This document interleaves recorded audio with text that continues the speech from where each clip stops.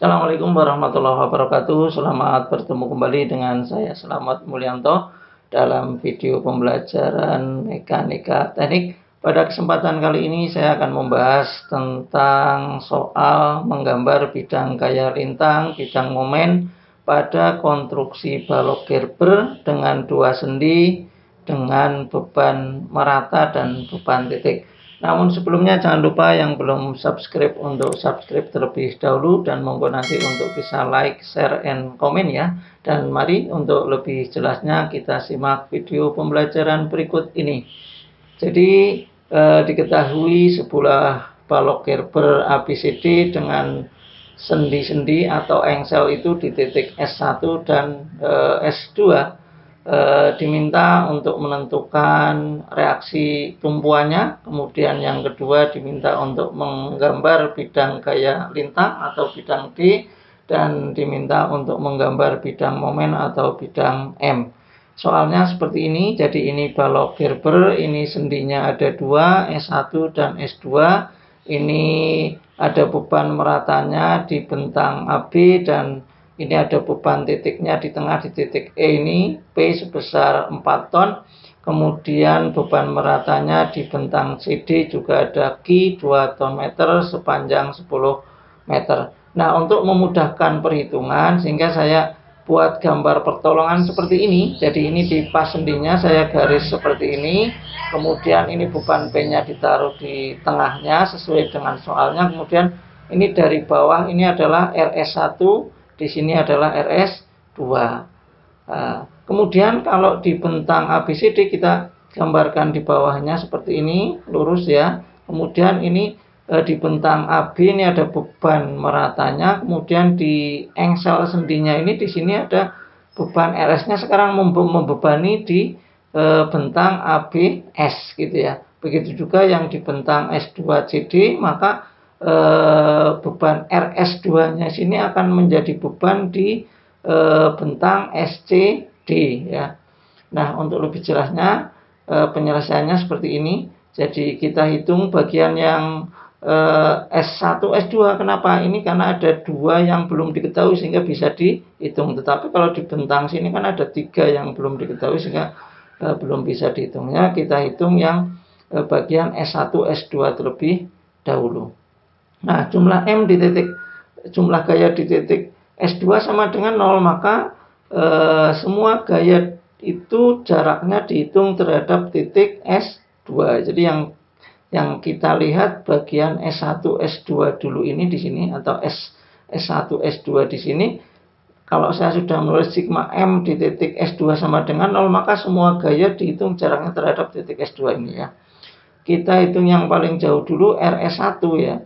RS1 ke sana berarti positif ya, searah jarum jam. RS1 kali jaraknya ini berapa? Ini jaraknya ya. Lihat ini RS1 kali jaraknya ini sini adalah 6. Jadi RS1 kali jaraknya 6. Kemudian selanjutnya adalah ada beban P. P terhadap titik S2 berarti berlawanan arah jarum jam, sehingga saya tulis min. Kemudian jaraknya berapa ini? 3. Sehingga P kali jaraknya 3. Sehingga 6 RS1 min P-nya adalah 4 kali 3 sama dengan 0. Sehingga RS1 sama dengan 4 kali 3, 12 dibagi 6 sama dengan 2 ton. Nah, karena RS2 itu simetris ya, ini 3 sama persis, sehingga tidak perlu dihitung, maka RS2 sama dengan RS1 sama dengan 2 ton. Tapi kalau mau dihitung dicoba juga nggak apa-apa. Sigma M terhadap S1 sama dengan 0, nanti semua gaya dihitung jaraknya terhadap S1, maka nanti akan ketemu 2 ton. Tetapi untuk mengontrol apakah hitungan ini sudah betul atau salah, bisa juga dikontrol. Gimana kontrolnya? Jumlah gaya ke atas harus sama dengan jumlah gaya yang ke bawah, atau jumlah gaya aksi harus sama dengan jumlah gaya reaksi. Jumlah gaya yang ke atas apa? RS1 ditambah RS2, maka harus sama dengan P. RS1-nya tadi 2, RS2-nya 2 ya, berarti 4. P-nya yang ke bawah berapa? 4 kan, berarti sudah betul. Sehingga nanti ini RS1, RS2 itu sama dengan 2 ton, sudah sama dengan gaya yang ke bawah, P-nya itu adalah 4 ton. Yang selanjutnya bagian ABS1 ya, ini ABS1. Jadi yang kita lihat bagian ini ABS1 ini. Nah, sigma M terhadap titik B sama dengan 0. Berarti nanti semua gaya dihitung jaraknya terhadap titik B. Kita mulai yang sebelah kiri yang jauh dulu. Ini ada gaya apa ke sana? RA. RA terhadap titik B searah jarum jam sehingga positif kali jaraknya ini adalah 10 ya. Kemudian min Q, ya ini beban merata, Q-nya sepanjang 10 meter, berarti Q kali 10 kali jaraknya setengahnya 10 ya. Nah, jadi Q kali 10 kan ke bawah, berarti ke sana kan berarti min ya. Q kali 10 kali setengahnya 10, 5 ya. Jadi Q kali 10 kali 5. Kemudian plus ini RS ya, RS1 kan ke sana. RS1 berarti searah jarum jam. Searah jarum jam berarti tandanya positif ini. Positif jaraknya berapa ini? 2. Berarti plus RS1 kali jaraknya 2. Sehingga kita masukkan 10 RA min Q-nya adalah 2 kali 10 kali 5 adalah 50. RS1-nya ini tadi 2, berarti 2 kali 2 sama dengan 0. Sehingga 10 RA min 2 kali 50 100 plus 4 sama dengan 0. Sehingga RA sama dengan 96 nih, 100 dikurangi 4 ya, atau min 100 plus 4 sehingga 96 dibagi 10 sehingga ketemu 9,6 ton. Ini RA-nya sudah ketemu, sekarang tinggal menghitung RB. Sigma M terhadap titik A sama dengan 0. Masih yang kita lihat bagian ABS1 ya. Semua gaya dihitung jaraknya terhadap titik A, tapi hanya yang bagian ABS 1. Kita coba dari yang kanan dulu ini ya. Yang kanan berarti RB. RB terhadap titik A berarti kan berlawanan arah jarum jam, berarti min. Min RB kali jaraknya ini berapa? 10 ya. Berarti min RB kali 10. Kemudian RS1. RS1 terhadap titik A itu berarti ke sana adalah min ya. Ke sana, maaf ya, RS1 itu ke sana. Berarti searah jarum jam. Karena searah jarum jam berarti positif. Jaraknya berapa? Jaraknya ini ke sini 10 ditambah 2 berarti 12. Kemudian Q-nya kan ini. Q-nya ya. Q ini kan mestinya ada garis beratnya di sini ya. Q-nya ke sana. Karena searah jarum jam, Q-nya ke sana berarti positif. Positif. Q beban merata sepanjang 10 meter kali setengahnya 10 ya. Kali setengahnya 10 kan sama dengan 5. Sehingga min 10 RB plus 2 kali 12 plus 2 kali 50 sama dengan 0. Min 10 RB plus 24 plus 100 sama dengan 0. Maka RB-nya ini 24 ya. Ditambah 100 min 124 dibagi 10 sehingga ketemu 12,4. Nah, untuk mengetahui apakah hitungan ini sudah betul atau salah, kita cek di bagian tentang ABS1 ini. ABS1 ya. Sama untuk mengontrol berarti jumlah gaya yang ke atas harus sama dengan jumlah gaya yang ke bawah. Atau jumlah gaya aksi harus sama dengan jumlah gaya reaksi. Sehingga jumlah gaya yang ke atas apa? Berarti di bagian ABS1 ini adalah yang ke atas RA ditambah RB. Saya tulis di sini RA ditambah RB. Jumlah gaya yang ke bawah apa ini? Berarti Q kali 10 ditambah RS1 ya ini. Q kali 10 ditambah RS1. Sehingga RA-nya 9,6 ditambah RB-nya 12,4 sama dengan Q-nya adalah 2 kali 10 ditambah RS1-nya 2. Sehingga jumlah gaya yang ke atas 22, jumlah gaya yang ke bawah juga 22. Berarti karena sudah sama, berarti sudah seimbang, berarti sudah betul, berarti sudah cocok. Oke, gitu ya. Nah, untuk selanjutnya kita akan menghitung yang sebelah kanan ya. Karena bagian ABS1 itu simetris dengan bagian S2CD ya, ini ya, S2CD, sehingga R di titik D ini sama dengan R di titik A, 9,6 ton. Begitu juga R di titik C ini mesti akan sama dengan R di titik B, sehingga 12,4 ton.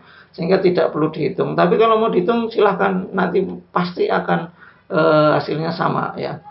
Kemudian kita kontrol, coba ya, kita kontrol bagian keseluruhan ini, bagian A, B, C, D. Tadi bagaimana cara kontrolnya? Gaya yang ke atas harus sama dengan gaya yang ke bawah, atau gaya reaksi harus sama dengan gaya aksi. Kita coba, gaya yang ke atas adalah RA ditambah RB ditambah RC ditambah RD. Saya tulis di sini. Oke ya, sudah ya. Kemudian gaya yang ke bawah apa ini? Q kali 10 ya toh, ditambah P ditambah Q kali 10.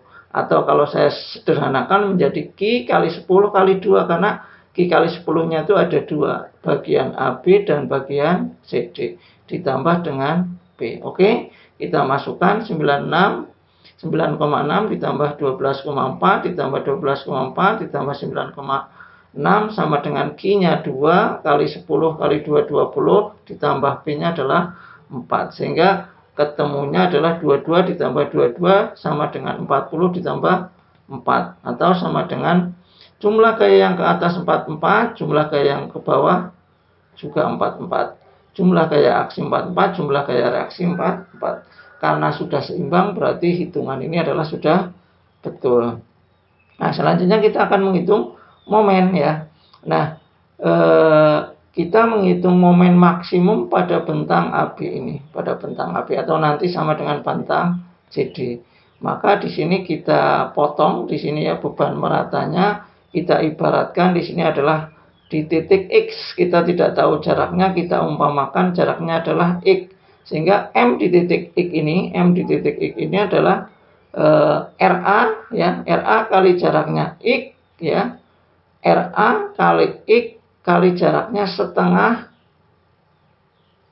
QX ya. RA kali jaraknya X ya, kali Q kali X ya, Q kali X kali jaraknya setengah X, atau disederhanakan menjadi min setengah QX kuadrat.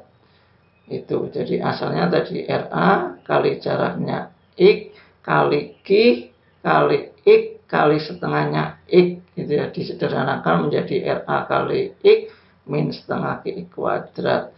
Maka dmx per dx sama dengan RA min QX, sehingga X-nya adalah RA per Q, atau sama dengan RA-nya 9,6, kemudian Q-nya 2, sehingga X-nya itu adalah 4,8 meter dari titik A atau dari titik D. Jadi jarak X-nya itu nanti adalah 4,8 meter dari titik A ini ke sini, atau dari titik D X-nya ini ke sini ya. Jadi momen maksimumnya itu terjadi pada jarak 4,8 meter dari titik A dan 4,8 meter dari titik D. Oke, kita lanjutkan. Di sini MX-nya tadi atau momen maksimum di bentang AB dan di bentang DC itu ya. Ini menjadi M-mat RA kali jaraknya X min setengah QX kuadrat. Kita masukkan RA-nya 9,6, X-nya 4,8 min setengah kali Q-nya 2 kali X-nya tadi 4,8 kuadrat ini ya. Sehingga 46,08 dikurangi 23,04 sehingga ketemunya 23,04 ton meter. Kemudian M di titik B, karena titik B ini tadi seperti ini, berarti ini jelas momennya itu minus ya. Momennya min. Paling mudah dihitung dari kanan karena satu langkah sudah ketemu. Jadi min RS1 kali jaraknya ini adalah 2. Kita masukkan, berarti min 2 kali 2 sama dengan min 4 ton meter. Sama momen di titik E ini, momen titik E kan ini ya, di bentang S1 S2 ini dihitung dari arah kiri, arah kanan juga sama nanti ya. RS, jadi momen titik E ini adalah RS1 kali jaraknya 3. Ingat momen itu gaya kali jarak ya, jadi langsung RS1 kali jaraknya adalah 3. Kita masukkan berarti 2 kali 3 6. Karena gayanya seperti ini, di sini nanti momennya adalah positif. Kemudian momen di titik C tentu saja sama dengan momen di titik B, sehingga min 4 ton meter. Kemudian yang selanjutnya kita masukkan di sini ya, RA-nya 9,6, RB-nya 12,4, RS1-nya 2, kita masukkan semuanya, RS2-nya 2, RC-nya 12,4, RD-nya 9,6, momen maksimumnya tadi 23,04, MB-nya min 4, ton, ME 6, ton gitu ya, MC-nya min 4 ton, kemudian X-nya tadi 4,8 dari titik A dan dari titik B. Kemudian seperti biasa harus kamu skala dulu ini ya. Jadi misalnya monggo nanti bisa 1 meter 1 cm atau 1 meter setengah cm di skala dulu supaya nanti kita tahu bahwa gambarnya itu betul atau salah, itu harus di skala persis ya. Misalnya ini 10 jadi 5, ini jadi 1 cm, kemudian ini jadi 3, ini jadi 1 cm, ini jadi 5 boleh. Supaya apa? Supaya nanti kita tahu bahwa hitungan kita sudah betul atau belum. Kalau sudah, berarti cara menggambar bidang D-nya ini adalah gambar bidang D ya, yang ini gambar bidang D. Maka buat garis netral dulu nih, garis netral dulu. Oke, setelah buat garis netral, kita tentukan titik X-nya dulu. X-nya berapa tadi? 4,8 ya, 4,8. Silakan kalau di skala 1:1 ya 4,8 cm gitu ya. Tapi kalau di separuhnya berarti ini 2,4. Boleh di sini juga ya 2,4. Oke, sudah. Kalau sudah, karena ini beban merata, maka gambar bidang D-nya seperti ini. Jadi melalui titik X ya. Kita mulai dari titik A. Di titik A ada gaya apa? RA. RA-nya kemana? Ke atas ya. RA-nya ke atas, maka kita hitung ke sana. RA-nya berapa tadi? 9,6. Kita gambar ke sana 9,6 cm. Boleh tergantung skalanya kamu ya. Kalau 1:1 kan berarti ini berarti 9,6. 9,6, kemudian kamu tarik dari titik A ini melalui X-nya tadi, titik X-nya ini ya. Pertemuan titik ini. Kita garis ke sana seret, maka akan ketemu garis ini titik B. Di titik B itu ada gaya apa? Di titik B itu ada gaya RB kemana? Ke atas, ngikuti gaya ke atas ini sepanjang berapa senti? 12,4. Berarti ini 12,4. Oke. Setelah 12,4, di sini ada gaya ke kanan. Ikuti, kita tarik garis gaya ke kanan. Kemudian di sini ada gaya apa? P 4 ton 4 cm. Ini 4 cm. Oke. Tarik lagi ke kanan, ketemu di titik RC. RC ada gaya apa? Di titik C ini ada gaya LC. RC-nya berapa? 12,4 ya. Berarti ini 12,4. Kemudian dari titik C ini akan melalui titik X tadi ya, yang 4,8 ini. Kita tarik ke sana seret. Pasti kalau gambarmu betul, skalamu betul, di titik D ini sepanjang ini akan ketemu RD. RD berapa? 9,6. Pasti ya. Kalau tidak ketemu 9,6 cm berarti gambarmu salah atau skalanya kamu salah. Jadi kuncinya di situ ini 9,6. Oke, kalau sudah berarti nanti yang di bawah ini, di bawah garis netral itu arsiranya adalah mendatar gitu ya. Yang di atas garis netral arsiranya tegak menandakan positif. Ini yang namanya gambar bidang gaya lintang atau gambar bidang D. Untuk selanjutnya kita akan menggambar bidang momen. Sama, kita buat garis netral dulu ya ke sana. Oke.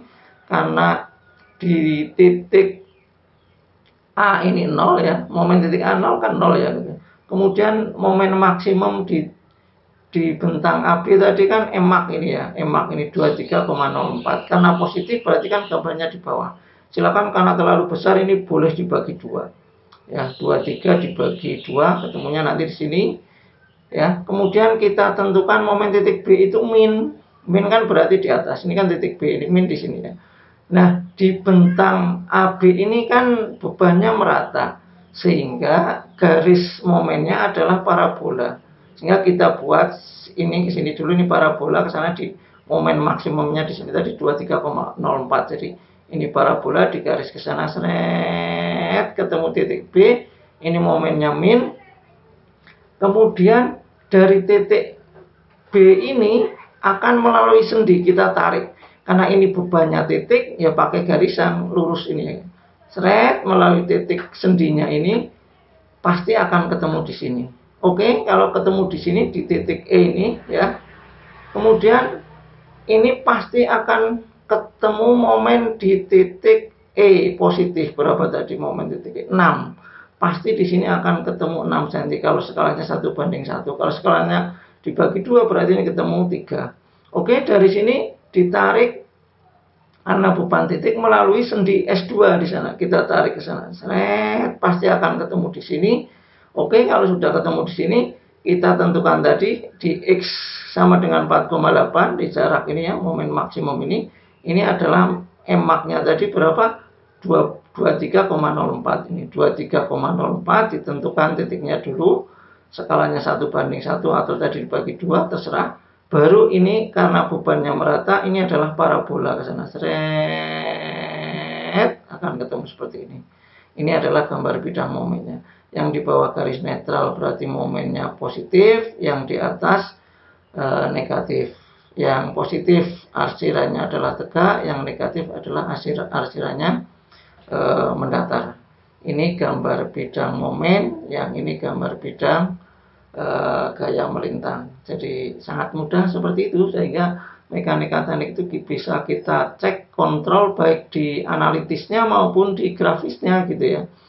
Jadi untuk itu monggo nanti silahkan, semoga pembahasan ini bisa membantu kalian semua dalam memahami mekanika teknik. Dalam hal ini adalah konstruksi balok Gerber dengan 2 sendi yang dibebani oleh beban merata dan beban titik.